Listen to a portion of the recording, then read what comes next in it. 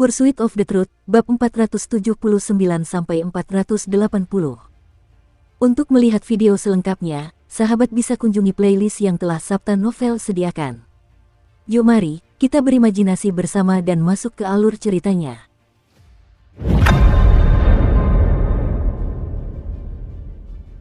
Anda harus menghancurkan yang lama untuk membentuk yang baru.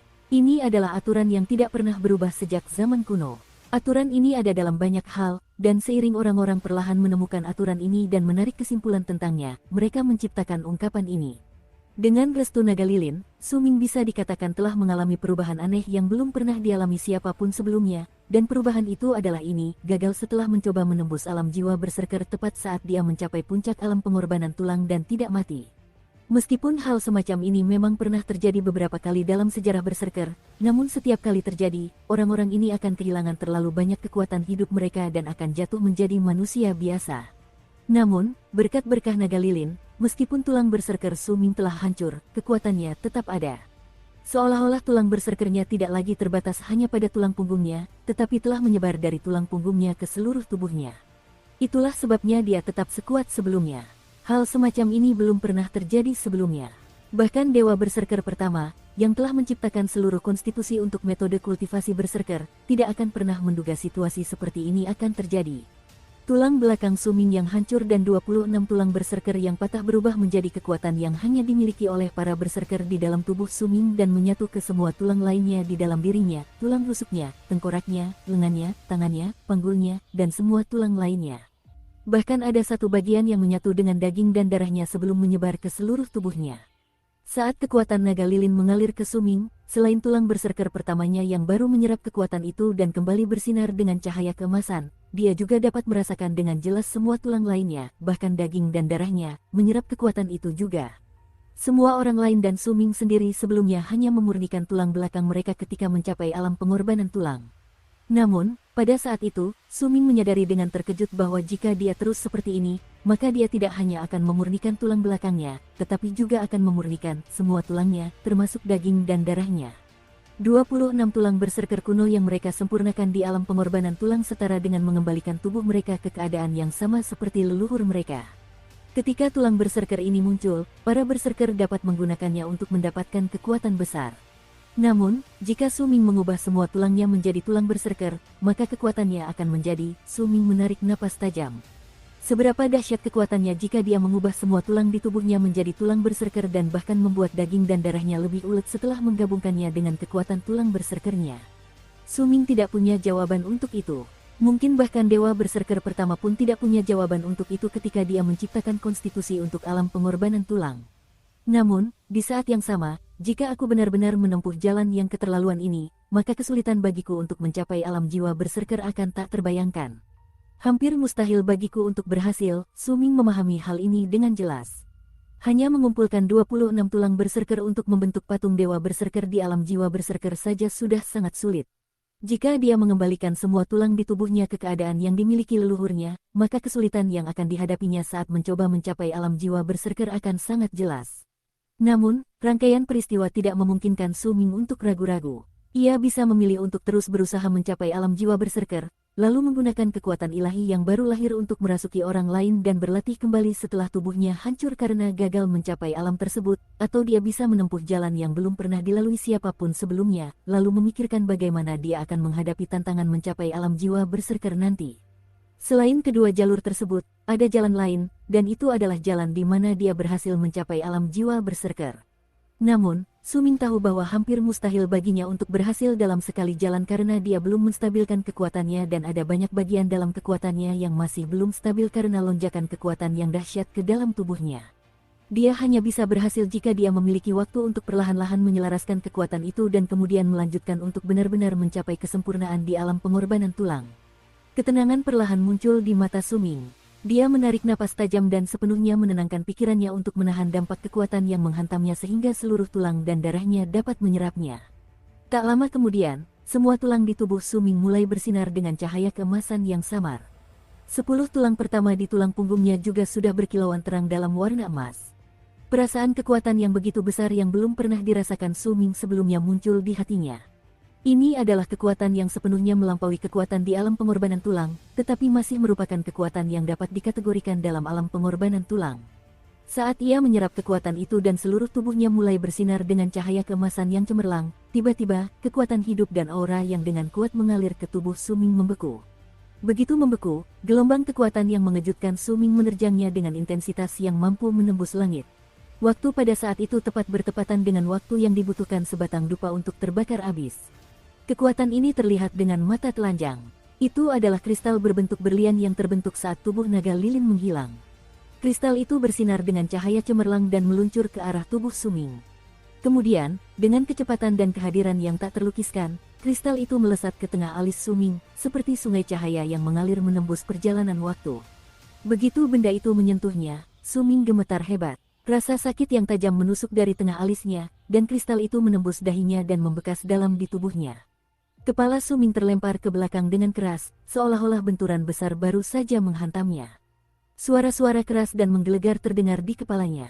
Pada saat itu, dia telah melupakan bahaya yang dihadapi tubuhnya dan bahkan melupakan segalanya.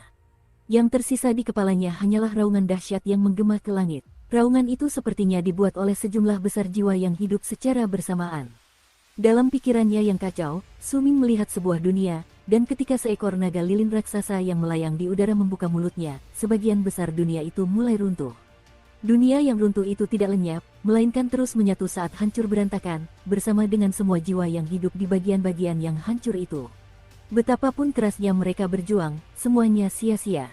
Satu-satunya yang bisa mereka lakukan adalah mengeluarkan raungan gila yang dipenuhi keputusasaan yang bergema di udara.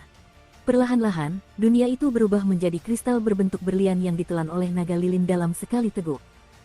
Mungkinkah ini kekuatan satu dunia? Inilah satu-satunya alam dunia yang tersisa setelah aku menciptakan dunia abadi dan kekal, tidak peduli metode kultivasi macam apa yang dipilih oleh semua makhluk di dunia ini, bahkan jika nama metode kultivasi mereka berbeda, pada akhirnya, mereka semua akan berlatih kekuatan alam dunia. Naga lilin berbicara dengan suara kuno yang unik, dan kata-katanya bergema ke segala arah. Kata-kata itu memuat akumulasi dari semua pengalaman dan pencerahan yang diperolehnya sepanjang hidup. Kau masih belum bisa menguasai atau memahami kekuatan alam dunia.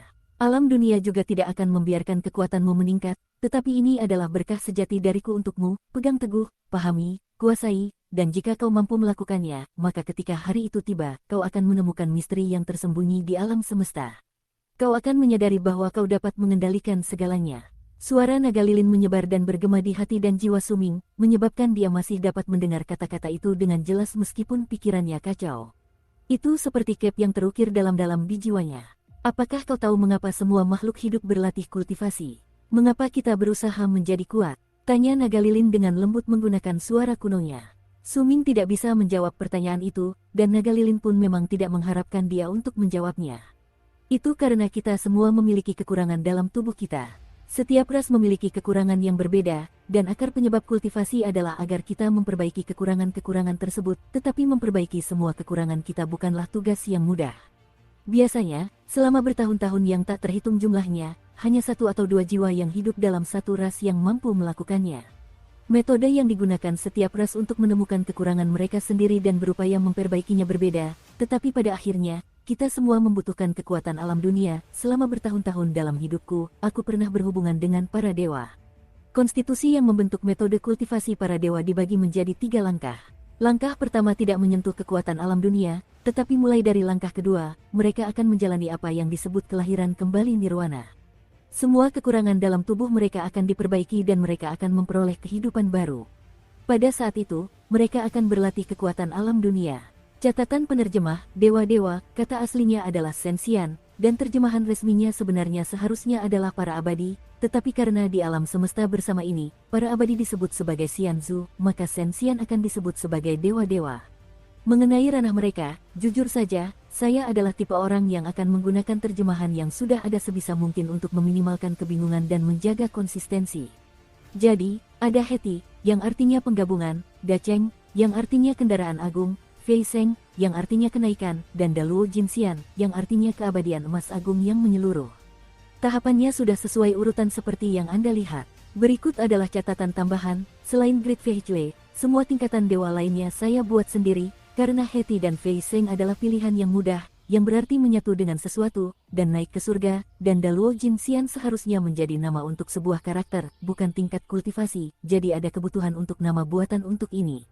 Namun, Great Vehicle tampaknya merupakan terjemahan dari Dacheng dalam Emergence of Daoism, Creation of Tradition, dan dalam Daoism Handbook, karena mengikuti gagasan Mahayana, dan pada dasarnya merupakan pembebasan universal dari penderitaan bagi semua makhluk. Kita lanjut ke dalam alur ceritanya. Langkah ketiga adalah hampa. Ini adalah momen kritis bagi seseorang yang berusaha mencapai kesempurnaan karena terdapat lebih sedikit kekurangan dalam tubuh. Jika seseorang dapat mencapai kesempurnaan tertinggi, maka ia akan telah mengambil langkah keempat. Pada saat itu, ia tidak akan lagi memiliki kekurangan, dan pada saat itu, apa yang akan ia kejar adalah kekuatan garis waktu bidang. Suara naga lilin perlahan-lahan semakin melemah. Pencerahan-pencerahan ini adalah harta karun dalam hidupnya. Hal ini sama untuk semua ras, seperti halnya para dewa yang mirip dengan para immortal. Amalgamasi, kendaraan agung, kenaikan, keabadian emas agung yang menyeluruh, dan semua keadaan lainnya pada akhirnya, hanya untuk memperbaiki semua kekurangan dalam tubuh manusia. Catatan penerjemah, bidang dunia dan garis waktu bidang, sejauh yang saya tahu, dan sejauh yang saya ingat, bidang dunia WJE dan garis waktu bidang WJE ini hanya disebutkan dalam pot, sementara langkah pertama hingga langkah keempat juga disebutkan dalam RI, tetapi saya mungkin salah. Bidang dunia berarti mengendalikan sebuah dunia, garis waktu bidang, berdasarkan penjelasan panjang lebar tentang garis waktu dalam Soar to the White Sky, berarti mengendalikan garis waktu tersebut. Kita lanjut ke dalam alur ceritanya. Kau adalah seorang berserker, nama jalan yang kau tempuh setelah alam jiwa berserker mungkin berbeda, tetapi sebenarnya, kau tetap menggunakan kekuatan alam dunia untuk memperbaiki kekuranganmu, dan seiring berkurangnya kekuranganmu, kau akan menjadi lebih kuat, dan pada akhirnya, kau akan mencapai kesempurnaan. Setelah Su Ming selesai mendengar kata-kata itu, pikirannya perlahan menjadi lebih jernih. Badai berkecamuk di hatinya. Semua teori ini adalah hal-hal yang belum pernah dia dengar sebelumnya, dan kata-kata itu membuatnya tiba-tiba melihat cahaya, seperti kilat yang menyambar di benaknya. Kami, naga lilin, hanya akan lahir melalui peristiwa kebetulan, tetapi kami masih memiliki kekurangan, dan kekurangan itu adalah kami tidak memiliki metode kultivasi yang memiliki konstitusi yang telah ditetapkan untuk kami. Satu-satunya cara bagi kami untuk memperbaikinya adalah dengan melahap hal-hal lain. Karena bahkan aku sendiri tidak tahu apa kelemahan bangsaku. Mungkin itu adalah dunia abadi dan tak terbinasa, mungkin itu adalah naga berkepala 9. Itulah sebabnya aku terus melahap alam dunia lain, karena aku berharap bisa memperbaiki kelemahan itu. Su Ming menatap kepala wanita cantik itu dengan linglung. Dia teringat akan fusi di dunia abadi dan tak terkalahkan. Aku telah mengunjungi banyak tempat semasa hidupku. Alam semesta tak terbatas, dan aku bahkan telah mengunjungi 2 dari 4 dunia sejati agung, dan hanya bertemu 5 orang yang sempurna dan telah menguasai kekuatan garis waktu antar dimensi. Merekalah yang benar-benar pantas menyandang gelar makhluk perkasa di alam semesta ini dan di antara 4 alam sejati agung. Sebenarnya, keempat alam sejati agung memiliki nama yang seragam untuk menyebut makhluk-makhluk perkasa yang telah mencapai tahap ini. Mereka adalah penguasa takdir, kehidupan, dan kematian. Mereka mengendalikan siklus alam semesta, dan jika mereka menginginkan sesuatu untuk dilahirkan, maka itu akan dilahirkan. Jika mereka menginginkan sesuatu untuk mati, maka itu akan mati. Semua ras memiliki nama yang berbeda untuk tahap khusus ini, tetapi semuanya hanya menginginkan kesempurnaan. Sebenarnya, masih ada beberapa alam besar di tahap ini, tetapi mereka mengatakan itu hanyalah legenda belaka. Suara wanita cantik itu menjadi lebih lemah, tetapi kata-katanya masih bergema di benak Su Ming. Sekarang setelah kau memperoleh kekuatanku atas alam dunia dan membiarkan keturunanku mengakuimu sebagai tuannya, kehendakku akan segera lenyap, bertahanlah pada sisa terakhir kekuatan hidupku, dan begitu kau berhasil melewatinya, kau akan terlahir kembali. Jika kau gagal, kau akan mati bersamaku. Begitu wanita itu mengucapkan kata-kata tersebut, ia langsung berubah menjadi abu. Ular kecil itu melesat keluar dari pusaran di tengah alisnya sambil melolong. Pada saat yang sama, kabut tebal menyebar di sekitar Su Ming dari kepala naga lilin yang raksasa sebelum menerjang ke arahnya dengan suara gemuruh yang keras. Saat kepala naga lilin menghilang, langit berbintang pun terungkap tepat di atasnya. 9 bulan bersinar terang di depan, sementara bulan ke-10 dengan cepat menghilang dari langit. Gelombang kekuatan itu adalah sisa terakhir dari naga lilin. Saat tubuh raksasanya menghilang dengan cepat, gelombang kekuatan itu menyerbu ke arah Su Ming dan mengalir ke seluruh tubuhnya seolah ingin memenuhinya hingga ia meledak. Jika Su Ming di masa lalu, yang darah dan tulangnya belum mengalami perubahan misterius, berhadapan langsung dengan kekuatan ini, maka selain menggunakan seluruh kekuatan dan perhatiannya untuk menyerap kekuatan itu, dia tidak akan punya cara lain untuk menghadapinya. dia akan meningkatkan tulang berserkernya hingga akhirnya terpaksa mencoba menembus alam jiwa berserker sekali lagi. Namun, seluruh tulang, daging, dan darah Su Ming saat itu seperti milik bayi yang baru lahir, dan tubuhnya memiliki keinginan yang kuat akan kekuatan hidup dan aura naga lilin. Seperti jurang tanpa dasar, tubuhnya mulai dengan cepat menyerap kekuatan yang mengalir ke dalam dirinya. Suara gemuruh terdengar dari dalam tubuh Su Ming. Saat suara itu bergema di udara, semua tulangnya mulai dengan cepat berubah menjadi emas. Darah, daging, tendon, dan semua bagian tubuhnya juga perlahan mulai mendapatkan cahaya keemasan samar saat kekuatan itu mengalir ke dalam dirinya. Sebuah pengorbanan seluruh tulangnya. Perubahan yang belum pernah terjadi pada leluhurnya manapun dan mungkin tidak akan terjadi pada siapapun di masa depan ini muncul di tubuh Su Ming di bawah berkah naga lilin. Dia dapat dengan jelas merasakan tubuhnya menjadi lebih kuat dan kekuatannya meningkat dengan kecepatan yang tak terbayangkan. Perasaan seperti itu, seolah-olah dia memegang matahari, bulan, dan bintang di tangannya, membuat rambut Su Ming bergerak tanpa hembusan angin, membuatnya tampak seperti dewa perang, bersinar dengan cahaya keemasan saat dia berdiri di sana. Matanya terpejam dan seluruh tubuhnya berkilauan keemasan. Jika ada orang lain di tempat itu, mereka pasti akan sangat terkejut saat melihat Su Ming. Aura yang terpancar dari tubuhnya jelas merupakan aura seorang berserker di alam pengorbanan tulang, tetapi aura itu begitu kuat sehingga akan memberi mereka perasaan bahwa dia bahkan lebih menakutkan daripada mereka yang berada di alam jiwa berserker. Ini adalah sebuah paradoks, tetapi perasaan itu benar-benar ada. Saat seluruh kekuatan naga lilin yang tersisa akhirnya memasuki tubuh Su Ming dan tubuh raksasa naga lilin itu menghilang dengan cepat di depan matanya, segala sesuatu di sekitar Su Ming berubah menjadi abu dan berhamburan. Ketika langit, bumi, dan surga di dunia 9 yin terungkap kepadanya, Su Ming membuka matanya. Cahaya keemasan berkilat di matanya, dan cahaya itu tampak menembus udara, menembus dunia, berubah menjadi sinar cahaya paling cemerlang di planet ini. Cahaya yang bisa membuat seseorang terengah-engah, cahaya yang bisa mencuri jiwa manusia. Cahaya keemasan menyelimuti seluruh tubuh Su Ming. Dia tidak menyia-nyiakan sedikit pun kekuatan naga lilin. Selain bagian yang digunakan untuk formasi jiwa bagi jiwa barunya, semuanya telah berubah menjadi kekuatan yang terakumulasi dalam darah, daging, dan tulangnya. Tepat pada saat itu, seperenam dari seluruh tulang di tubuhnya telah berubah menjadi tulang berserker, dan hal yang sama terjadi pada daging dan darah ini. Jalan yang akan ditempuhnya akan berbeda dari semua berserker di masa depan. Bahkan dewa berserker pertama pun tidak pernah menempuh jalan ini. Ini adalah jalan yang hanya milik Su Ming, jalan penciptaannya. Dari alam abadi dan tak terkalahkan, Su Ming telah memperoleh pemahaman tentang perpaduan masa lalu dan masa depan. Dia telah mendapatkan pencerahan tentang perpaduan dua kutub yang berlawanan. Tubuhnya juga telah mengambil bentuk di dunia ini yang belum pernah terlihat sebelumnya. Dia mungkin tampak seperti seorang berserker di alam pengorbanan tulang, tetapi bisakah dia benar-benar masih dianggap berada di alam pengorbanan tulang? Hampir seketika Su Ming membuka matanya, kepala wanita cantik itu menghilang. Ular kecil itu melesat keluar dengan desisan. Tampaknya tidak jauh berbeda dari sebelumnya, tetapi matanya menyala terang, dan sepertinya ada pusaran tersembunyi di kedalaman matanya yang dapat menyedot jiwa semua makhluk hidup. Jika ada yang menatap matanya, mereka akan berpikir bahwa pikiran mereka telah kosong. Ketika melihat Su Ming tidak terluka, ular kecil itu perlahan berhenti mendesis. Ia terbang ke udara, dan rasa sakit bercampur tekad muncul di wajahnya.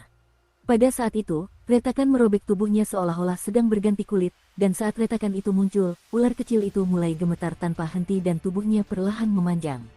Begitu ular kecil yang telah menerima warisan naga lilin itu melihat bahwa Su Ming aman, ia mulai menjalani evolusi yang akan terjadi setelah menerima warisannya, untuk menjadi naga lilin sejati.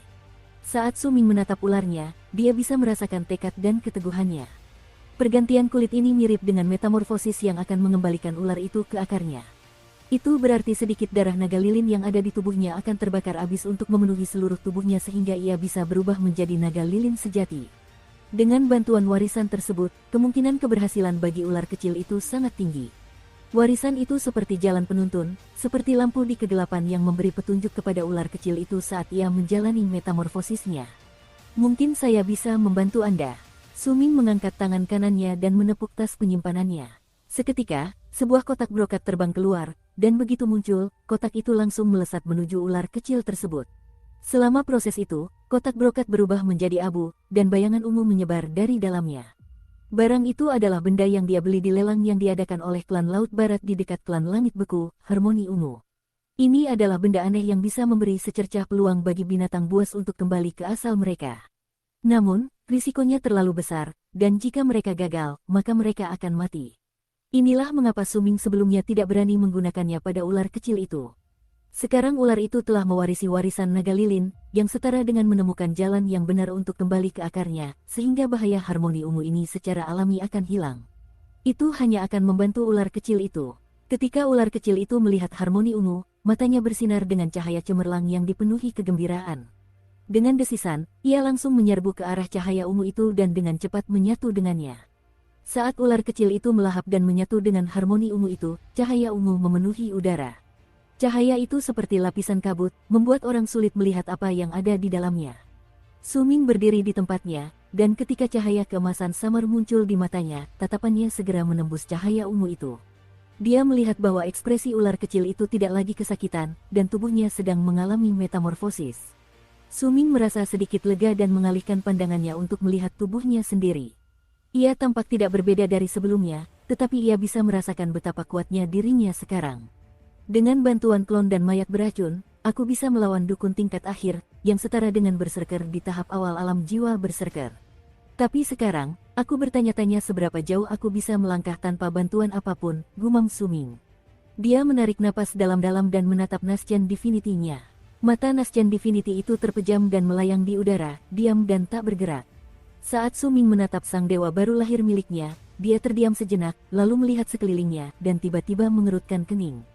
Dia ingat bahwa ketika dia memasuki tubuh raksasa naga lilin, karena kekuatan yang menolak segala sesuatu yang tidak dikenalnya, naga merah itu terhalang di luar dan tidak bisa mengikutinya masuk. Mayat beracun di alam jiwa berserker juga tertinggal. Ji Yun Hai juga ada di sana, bersama dengan roh 9 yin yang tua. Namun, tubuh naga lilin telah menghilang, dan Suming tidak dapat menemukan naga merah, begitu pula boneka dan mayat beracun. Roh tua itu juga lenyap tanpa jejak. Sudah berapa tahun berlalu, Suming tetap diam. Tepat ketika dia hendak mengalihkan pandangannya, sesuatu tiba-tiba menarik perhatiannya. Dia melihat cahaya gelap berkedip di tempat di kejauhan di mana tubuh naga lilin menghilang. Kabut di tempat ini sudah lama menghilang. Seluruh area tampak kosong, yang membuat cahaya gelap itu tampak sangat mencolok. Ketika Suming melihat cahaya gelap itu, dia meraih udara dengan tangan kanannya. Seketika, cahaya gelap itu melesat ke arahnya dan melayang di depan tubuhnya. Itu adalah sisik ular, itu adalah sisik naga lilin, sisik yang tertinggal meskipun tubuhnya telah hancur. Suming menatap sisik itu, dan perlahan, kilatan kejutan muncul di matanya. Naga lilin itu tampak seperti ular piton, jadi sisik yang ditinggalkannya setelah menghilang, kilatan muncul di mata Suming, dan seketika itu juga, dewa barunya membuka matanya sambil melayang di samping Suming. Ada cahaya cemerlang di matanya, dan dengan satu gerakan, ia menghilang seolah menyatu dengan udara. Setelah beberapa saat, 4 sisik menyerbu ke arah Suming dari tempat tubuh naga lilin menghilang. Saat keempat sisik itu bergabung dengan satu sisik yang telah ia temukan sebelumnya, kelima sisik itu melayang di hadapannya dan bersinar dengan cahaya gelap yang aneh. Hampir seketika sisik-sisik itu mendekati Suming, udara di sampingnya berubah bentuk dan kekuatan ilahi yang baru lahir muncul. Kemudian, tanpa jeda sedikit pun, kekuatan itu bergerak ke arahnya dan menyatu ke dalam tubuhnya. Bahan terakhir yang dibutuhkan untuk upacara penyambutan dewa adalah sisik dari ekor ular piton. Aku ingin tahu apakah sisik naga lilin memiliki efek yang sama. Jika ya, maka aku akan bisa menciptakan upacara penyambutan dewa, gumam Suming pelan. Dia pertama kali mengetahui tentang upacara penyambutan dewa di Gunung Kegelapan, dan bertahun-tahun telah berlalu sejak saat itu. Jika dia bisa menggunakan timbangan ini, maka dia akhirnya akan berhasil mengumpulkan semua bahan untuk pil ini. Setelah Suming menyimpan sisik-sisik itu, dia duduk bersila, dan sambil menunggu metamorfosis ular kecil itu, dia menyebarkan indera ilahinya ke segala arah. Namun, jiwa Nascian-nya baru saja melewati pembentukan jiwa dan membutuhkan waktu untuk memulihkan diri, itulah sebabnya Suming tidak menyebarkan indera ilahinya terlalu luas. Tetapi, bahkan jika dia hanya menyebarkan sebagian kecil indera ilahinya, semua hal yang dapat dilihatnya di area tersebut tetap membuatnya terkejut. Lambat laun, ekspresi Suming berubah. Terkadang, wajahnya tampak bingung, terkadang terkejut, dan di lain waktu, ia tampak termenung. Dunia yang dilihatnya dengan indera ilahinya sangat berbeda dari apa yang diingatnya. Ia menjadi ragu tentang berapa tahun telah berlalu di dunia itu. Karena ia tidak dapat menyebarkan indera ilahinya terlalu jauh, ia tidak dapat merasakan kehadiran naga merah, mayat beracun di alam jiwa berserker, dan boneka itu. Akhirnya, tatapan gelap dan dingin muncul di wajahnya. 10 hari berlalu begitu cepat. Selama 10 hari itu, Suming tetap duduk di tempatnya. dia telah memulihkan kesadaran ilahinya dan menggunakan waktu itu untuk menstabilkan kekuatannya. Ular kecil itu juga telah menyelesaikan metamorfosisnya selama 10 hari itu. Dengan teriakan yang mengguncang langit, cahaya ungu di udara menghilang, dan yang muncul di hadapan Su Ming adalah ular merah sepanjang 1 lengan dan selebar 2 jari. Terdapat benjolan di kepala ular itu, serta retakan di tengah alisnya. Retakan itu adalah tempat mata ketiganya, tetapi mata itu tetap tertutup dan ular itu tidak membukanya. Ada tatapan mendalam di matanya, dan kemanapun ia memandang, distorsi akan muncul di udara di sekitar matanya, seolah-olah mata itu menyerap kekuatan samar yang tidak diketahui dari udara itu sendiri. Ada aura mematikan dalam desisan ular kecil itu, tetapi begitu selesai mendesis, ia berbalik ke arah Su Ming, dan ada tatapan penuh ketergantungan dan kelembutan di matanya. Ia menyerbu ke arahnya dan mengeluarkan teriakan gembira di sisinya, seperti anak kecil yang bermain di depan orang tuanya. Su Ming tersenyum lembut sambil memandang ular kecil itu.